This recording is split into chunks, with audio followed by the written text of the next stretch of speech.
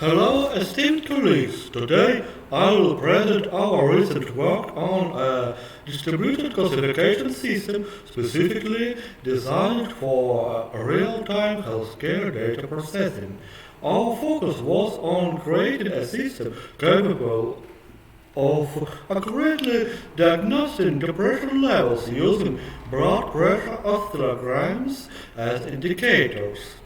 The primary motivation behind this study was increasing demand for efficient and reliable diagnostic tools in telemedicine.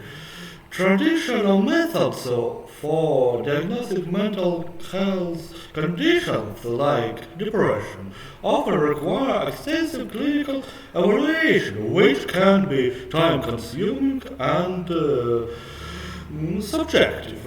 Our goal was to develop a classification system that could provide a more objective and real-time assessment based on physiological data. The dataset we use consists of blood pressure oscillograms, which are paired with known depression levels. These oscillograms provided us with several features, including ultra-low frequency oscillation values, which are crucial in understanding the body's condition in relation to mental health. Despite the relatively small size of our dataset, we aimed to achieve high accuracy in classification by optimizing our approach. Our model utilizes binary classification framework, while each classifier is trained to distinguish between specific depression levels. Then selection of features was a critical step here in our study. The algorithm scheme of the input parameter selection aimed to the accuracy increasing is presented on the slide. Not only were the separate features used, but also their products. The primary attention has been paid to ultra-low frequency ULF oscillation values. To increase the accuracy for each of the binary classifiers in the system, hyperparameters tuning has been performed. The best results were obtained using random forest classifiers with the given in the table hyperparameters.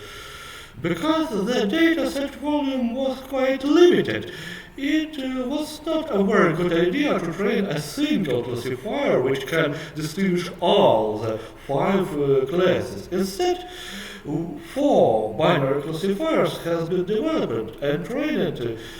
Each of them is able to differentiate one classes group from another classes group.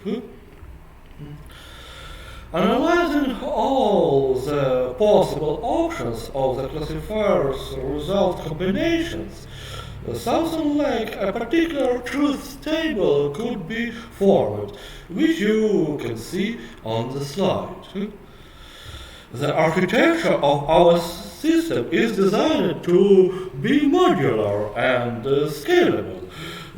This allows for easy integration into existing healthcare platforms, particularly in telemedicine.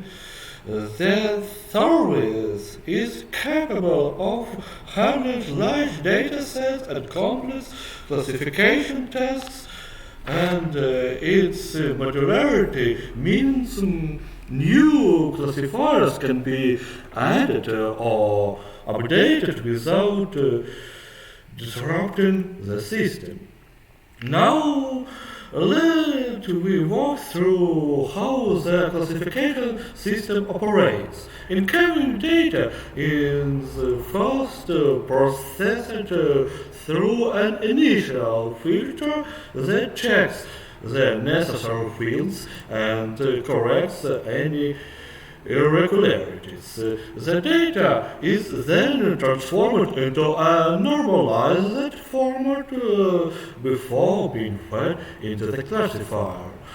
The system can run classifiers either sequentially or in parallel. Also, as our benchmarks show, parallel execution doesn't necessarily enhance performance. The results are being compared to pre-stored interpretations like in table on the previous slide, and a final classification then is to be returned. In evaluating the results, we observed that while the system performed well overall, there were some challenges with specific classes.